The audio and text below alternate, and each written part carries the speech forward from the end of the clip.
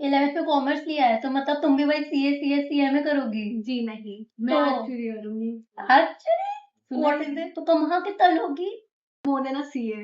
What? Natural science एक ऐसा field है जहाँ पे प्रोबेबिलिटी, स्टैटिस्टिक्स, फाइनेंस का यूज करके हम फ्यूचर की इवेंट्स, जो कि अनसर्टेन इवेंट्स होते हैं, वो हम प्रिडिक्ट कर सकते हैं, ताकि जो अनसर्टेनिटीज हो वो एकदम मिनिमाइज हो सके और बिजनेस को ऑब्वियसली हेल्प हो सके उससे। ओके। बेसिकली समवन जिसकी 4 से 5 पेपर्स क्लियर हो सकते हैं, तो एक 5 से 10 लाख रुपए की जॉब आराम से मिल सकती है।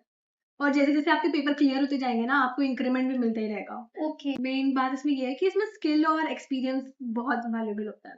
तुमने जैसे ये कहा कि 4 to 5 पेपर्स क्लियर कर लूंगी तो 5 से 10 लाख की तुम्हें जॉब लग जाएगी, तो कितने पेपर्स होते हैं?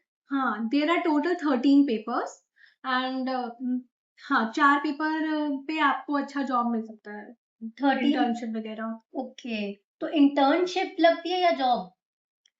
बेसिकली जो कॉलेज स्टूडेंट्स होते हैं वो इंटर्नशिप ही प्रेफर करते हैं। जैसे मैं कॉलेज स्टूडेंट हूँ एंड मैं अब इंटर्नशिप के लिए ही अप्लाई कर रही हूँ। तो इसमें हमें क्या क्या सब्जेक्ट्स पढ़ने पड़ते हैं जब हम ये कोर्स कंटिन्यू कर रहे एक्चुअली होते के हैं? 4 लेवल्स होते हैं: कोर प्रिंसिपल्स, कोर प्रैक्टिसेस, फिर specialist principles and specialist advance. आपको कोर प्रिंसिपल्स में there are CB1, CB2, CM1, CS1, CM2, CS2। फिर कोर प्रैक्टिसेस में CP1, CP2 एंड CP3। और स्पेशलिस्ट प्रिंसिपल्स में there are 7 to 8 papers in which you have to just do two of them based on what interest you the most. Then ऐसे वाले में there are 7 to 8 papers and you have to do just one based on what you are more interested in. तो जैसे कि आपने subject wise बताया कि CP1 CM1 ये है, तो इसमें हमें इंडिविजुअली हम बता सकते हैं कि हम इसमें मैथ्स पढ़नी होती है, कंप्यूटर्स पढ़नी होती है, कोडिंग होती है, या एक्चुअली में होता क्या है इसमें? तो जैसे CB1, 2, 3 की बात करूँ तो उसमें हमको बिजनेस के बारे में बताया जाता है। जैसे CB1 में देर इज बिजनेस फाइनेंस, मैं आपको फाइनेंस के बारे में ओके। बताया, अकाउंटिंग वगैरह अच्छा। होगा। ओके। CB2 में इकोनॉमिक्स होगा, इट्स मोर ऑफ इकोनॉमिक्स। ओह। उसमें एक हम्म। बहुत ज्यादा अच्छी इकोनॉमिक्स है, I studied and it's great. Okay. फिर CB3 में it's about business management, but recently एक चेंज आया है जिसमें CB3 और CP3 को कंबाइन कर दिया है and that would be applicable after 2028। ओह। हाँ, 10 पेपर्स जिसके क्लियर हो जाएंगे उनको नहीं करना होगा। जिनके 10 पेपर्स के बाद you can become an associate actually. तो इसमें यही बहुत बड़ा एडवांटेज है। ओके। नहीं, जैसे सीए में क्या होता है, लोग जनरली कंफ्यूज होते हैं कि ये कौन से कॉलेज से कर रहे हो, तो इसका भी क्या कोई कॉलेज होता है या आप किसी इंस्टीट्यूट से कर रहे होते हो? हाँ, कॉलेज भी हो सकता है और इंस्टीट्यूट से भी कर सकते हैं। मुझे सबसे ज्यादा इंस्टीट्यूट वाला मेथड अच्छा होता है। इसके 3 बॉडीज हैं जिससे आप कर सकते हो: institute of actuaries of India, that is IAI; institute and faculty of actuaries, that is UK body to do that. Okay. Then third is society of actuaries, SOA। तो आप कौन से कर रहे हो? I am doing from the Indian institute, IAI। अच्छा, तो वो क्यों चूज किया? मैंने वो इसलिए चूज किया बिकॉज उसका फीस भी कम है हाँ। और उसका पास रेट इज सर्टेन। मतलब क्योंकि ओके। यूके वाले में ऐसा होता है कि पेपर के हिसाब से, जैसे डिफिकल्ट पेपर आता है उसके हिसाब से पास मार्क डिसाइड होता है। ओह। और मैं इंडिया में रहती हूँ तो मुझे ऐसा लगता है कि इंडिया में है तो इंडियन इंस्टीट्यूट से करे। ओके। ओके। तो तुम्हारे कितने हो गए पेपर्स क्लियर? मेरे 4 पेपर्स हो चुके हैं: CB1, CB2, CM1 and CS1। And मैंने एक और पेपर दिया, उसका रिजल्ट भी आएगा, ओके। CS2। दैट्स तो ऑफ तुम तो स्टैटिस्टिक्स का तुम तो पेपर। बहुत जल्दी जॉब वॉब के जाओगी फिर। हाँ, मैंने इंटर्नशिप के लिए अप्लाई करा है। ओके। तो ये बताओ, मान लो किसी ने कंप्यूटर नहीं लिया 11th 12th में, तो क्या वो कर सकता है एक्चुअलीज? हाँ, बिल्कुल। तो तुमने ली थी क्या कंप्यूटर्स? नहीं, 11 12 में मेरे पास कंप्यूटर्स नहीं थी, हाँ। क्योंकि मेरे स्कूल में ऑप्शन था मैथ्स और कंप्यूटर में, तो आई चोज मैथ्स। ओके। तो बिकॉज कंप्यूटर आपको प्रोग्रामिंग के लिए चाहिए होगा एंड CS1 में R के बेसिक्स सिखाते हैं and that is sufficient, more than enough. तो और मतलब बाकी अगर किसी ने कंप्यूटर नहीं लिए तो that he will be able to do. हाँ, तो पास परसेंटेज कैसा है, मतलब बहुत मुश्किल होता है ये क्लियर करना? जैसे सीए तो बताते हैं कि थोड़ा सा डिफिकल्टी जाता है, तो ये क्या थोड़ा मुश्किल होता है क्या, कैसा क्या है? मुश्किल तो हर चीज होती है वरना उसकी वैल्यू क्या है। Right, right. तो जैसे कि इजी वाले पेपर्स भी होते हैं तो उसका पास रेट अच्छा होता है, you can clear it. And difficult papers होते हैं उसका पास रेट थोड़ा कम होता है, बट इम्पॉसिबल नहीं है। लाइक जिसने पढ़ा है वो कर लेगा। तो तुम्हारे अटेम्प्ट लगे हैं? हाँ, CM1 में मेरा टाइम लगा है, लेकिन ठीक है। तो मन किया ऐसे कि मैं छोड़ दूं? बिल्कुल। फिर? लेकिन इट्स कि you have to move on, you can not just give up, right. Because मैं अभी ये वाला फिल्म मैंने स्टार्ट कर दिया and it's a basically commitment to myself. ये बताओ कि ये एक्चुअली काम क्या करते हैं? एक्चुअली का काम होता है, बैंकिंग में भी होता है, इंश्योरेंस कंपनी में भी होता है, हाँ। पेंशंस में होता है, हाँ। रिस्क मैनेजमेंट होता है, एसेट मैनेजमेंट होता है, ये सब होता है, सब एक्चुअली का ही काम होता है। फिर मैं एग्जांपल से समझाती हूँ। जैसे जैसे मान लें कि इंश्योरेंस कंपनी है, ठीक है। तो इंश्योरेंस कंपनी है एंड हमें जैसे कि कार इंश्योरेंस किसी ने लिया है, तो वो बंदे से कितना प्रीमियम चार्ज करेगा वो निकालना एक एक्चुअली का काम है। कितना रिस्क है, कितनी प्रोबेबिलिटी इसको कार एक्सीडेंट हो सकता है। मान लो कि जैसे कि ढेर सारी पॉलिसीज हैं और एक्सीडेंट हो जाता है, तो हाँ, इंश्योरेंस कंपनी तो इंसॉल्वेंट हो जाएगी ना अगर ढेर सारे क्लेम्स आ गए तो उससे कितना प्रीमियम चार्ज करना है, ये सब एक्चुअल काम होता है ताकि वो बचा सके फॉर दिस अनसर्टेन इवेंट्स। हाँ, और जैसे कि वैल्यूएशन में भी तो काम अनसर्टेन आता है। और ऐसी प्रोबेबिलिटी कम होती है लेकिन कॉन्सिक्वेंसेस बहुत होता है। ओके, तो ये बताओ जैसे गोल्ड के वैल्यूएशन, ज्वेलरी के वैल्यूएशन, इन सब में भी तो काफी काम होता है ना एक्चुअलीज का। मैं जहाँ से आर्टिकलशिप करी थी वहां पे कुछ नोटिस वगैरह आई थी, तो ज्वेलरी का कुछ वैल्यूएशन होना था। तो उसमें ये था कि एक्चुअलीज करेंगे इसका वैल्यूएशन। यस। ये बताओ कि मान लो किसी ने क्लास 12th पास करा है, ठीक है, साइंस से किया हो चाहे कॉमर्स से किया हो, मान लो उसके पास मैथ्स नहीं है, तो क्या उसके लिए सही रहेगा? मैंने बहुत सारे लोग देखे हैं जिनके पास जिनका सेम केस है एंड आई में जैसे मैंने जिस बॉडी से किया है उसमें एक पेपर होता है एंट्रेंस का, Okay. Actually common entrance test. उसमें हम्म। पूरा होता है मैथ्स का। उसके आप ढंग से कोचिंग लोगे ना, आपने मैथ्स नहीं किया तो ढंग से कोचिंग करो एंड उसमें आपको सब सिखाई देंगे जो है सीखने वाला बेसिकली। बट जैसे उसमें तो पता था डिफरेंशिएशन इंटीग्रेशन होता है, तो अगर किसी ने 11th में मैथ्स नहीं लिया है तो how will he survive? 11th-12th में भी तो कहीं से स्टार्ट किया ही होगा ना, तो अभी राइट। फिर से कहीं स्टार्ट कर लेंगे। Right right.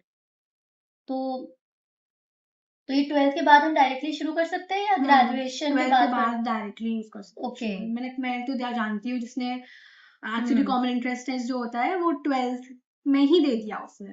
ओह, ये भी हो सकता है। ओके, ये बता सकते हो ऑडियंस को कि फीस वगैरह, ए सेट दिया, ACET जो आप बता रहे हो वो दिया, फिर आपने सेकेंड लेवल दिया, पेपर वाइज क्या रजिस्ट्रेशन फीस है, और मतलब जिस इंस्टीट्यूट से आप कर रहे हो वही बता दो कि क्या रजिस्ट्रेशन फीस है, और एग्जाम फॉर्म फीस, कोचिंग कहाँ से ली, ये सब। ओके, सो रजिस्ट्रेशन फीस एक्चुअली इसकी जब मैंने दिया था तब तो लकीली इट वाज फ्री तो उसकी मुझे कोई कॉस्ट नहीं पड़ी थी, बट अभी तो 3000 है उसकी कॉस्ट। किसकी फी? ए सेट अच्छा। Entrance test. फिर CM1 का बात करें तो मैंने सबसे पहले CM1 दिया था जो कि मेरा नहीं हुआ था, बट CM1 के सब्जेक्ट मटेरियल 9000 का पड़ा था। अगर आप सॉफ्ट कॉपी लेते हो तो 8000। फिर उसकी एग्जाम फीस 5000 होती है छोटे पेपर एक की। सिटिंग की? छोटे पेपर की जैसे CB1 की बात करूँ तो उसकी कॉस्ट कम होगी कंपैरेटिवली बिगर पेपर्स की, बिकॉज बिगर पेपर्स में there are 2 papers you have to attempt, that is paper A and paper B. Paper A okay. Is theoretical paper and paper B is जो आप computer में करते हो, like Excel हो गया, R programming हो गया, वो सब। मतलब फीस हाई होती है यूके की बेसिकली। बात करें तो यूके में कंपैरेटिवली फीस बहुत हाई है। ओके, तो एग्जाम साल में कितनी बार होते हैं? 2 टाइम्स। 2 टाइम्स। और ऐसा होता है कि जैसे सीए में क्या होता है कि एक ग्रुप क्लियर करना होता है, एक ग्रुप में 3 पेपर्स हैं, तो वो पूरा क्लियर करना होता है, और एक भी सब्जेक्ट रह गया तो आपका पूरा ग्रुप फेल हो जाएगा, या एक सब्जेक्ट में आपने वो पास भी कर लिया है, 40 के ऊपर आ भी गया, तो भी अगर किसी वजह से ग्रुप रह गया तो आपको वो पूरा पेपर, पूरा ग्रुप फिर से देना पड़ता है। एग्जेम्पशन आई, एग्जेम्पशन चली गई तो भी पूरा ग्रुप फिर से देना पड़ेगा। एक्चुअली में भी ऐसा होता है क्या? तो कैसे? लकीली इसमें ऐसा नहीं होता है कुछ। तो ये कैसे होता दिस है? Is a very flexible, like very flexible चीज मुझे बहुत अच्छी लगती है पर्सनली।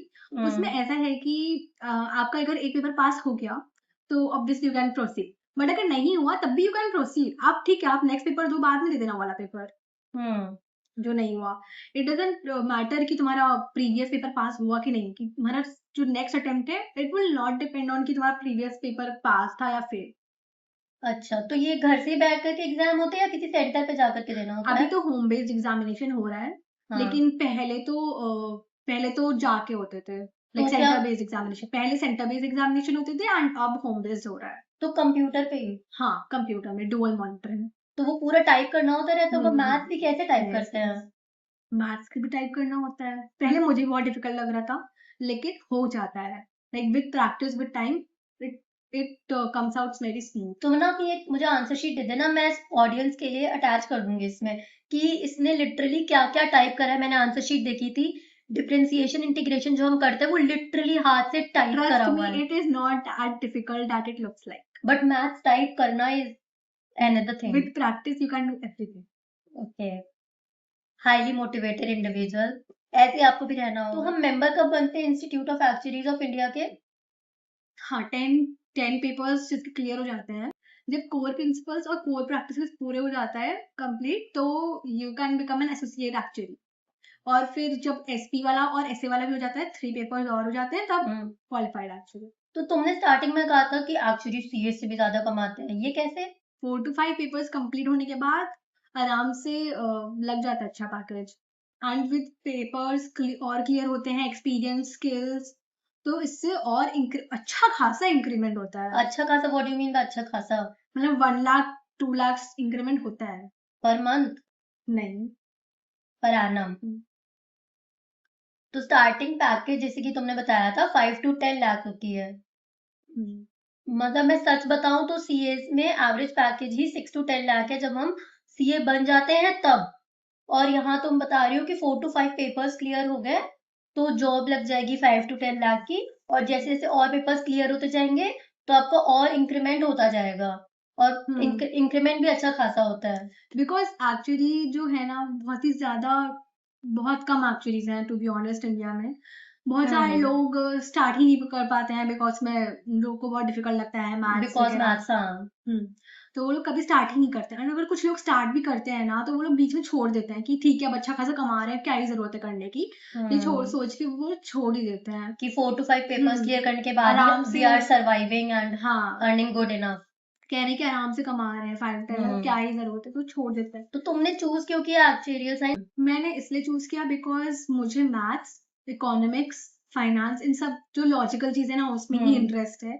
और मुझे अच्छा। रटना नहीं पसंद, तो इसमें ऐसा ही है, बिल्कुल मेरे हिसाब से ही कोर्स है। तो हाँ, तो specifically design for you. Yes. और ये बताओ इसमें थ्योरी कितनी है? जैसे सीए में क्या है, इतनी थ्योरी है, एंड बहुत सारे क्वेश्चंस तो हम लोग को प्रैक्टिकल क्वेश्चंस भी एज इट इज याद करके जाना पड़ता है ताकि हम पेपर में एज इट इज लिख पाए, है ना? तो और थ्योरी तो बहुत ही ज्यादा है क्योंकि बिकॉज इसमें लॉज है और टेक्नोलॉजी भी, ये लोग थ्योरी, तो थ्योरी मतलब लिटरली सीए के कोर्स में बहुत ज्यादा है। For example audit, very theoretical. फिर एक EISSM हुआ होता है इंटरमीडिएट में, that is very theoretical, purely theoretical I mean. फिर उसके बाद टैक्स में भी चीजें लॉज होते हैं बिकॉज, तो हमें याद ही करना पड़ता है। तो इसमें भी क्या थ्योरेटिकल पोर्शन है? इतना नहीं है, मतलब है, इतना नहीं कितना है मतलब what percentage of the syllabus is theoretical? और जितना मैंने पढ़ा है तो CM1 में तो कुछ भी थ्योरी नहीं है, सब कुछ प्रैक्टिस है, सम सॉल्विंग है। CS1 में भी कुछ थ्योरी नहीं है, स्टैट्स प्योर स्टैटिस्टिक्स है। CS में प्योर स्टैटिस्टिक्स है। CB1 में हाँ है थ्योरी, लेकिन दैट इज वेरी इंटरेस्टिंग, हो जाएगा उससे। मतलब अच्छा। ऐसी चीजें हैं जो रियल वर्ल्ड एप्लीकेशन, जो CB1 है वो बहुत इंटरेस्टिंग है, मतलब उसमें रियल वर्ल्ड एप्लीकेशन है। तो ऐसा कुछ लग नहीं रहा था कि हाँ याद कर रहे हैं, रट रहे हैं, ऐसा वाला फीलिंग नहीं था। CB2 में बात है तो हाँ कुछ टॉपिक्स हैं जो रटना है उसमें, लेकिन ठीक है। और इकोनॉमिक्स तो पता ही है कि क्या होता है उसमें, ज्यादातर ग्राफ्स ही होते हैं, तो समझने वाला ही ज्यादा है। बट कुछ चीजें तो obviously you have to learn. Thank you so much Pavani for the interview. Actually से रिलेटेड कोई और चीज जाननी हो तो comment down and she will be there to answer your queries, okay?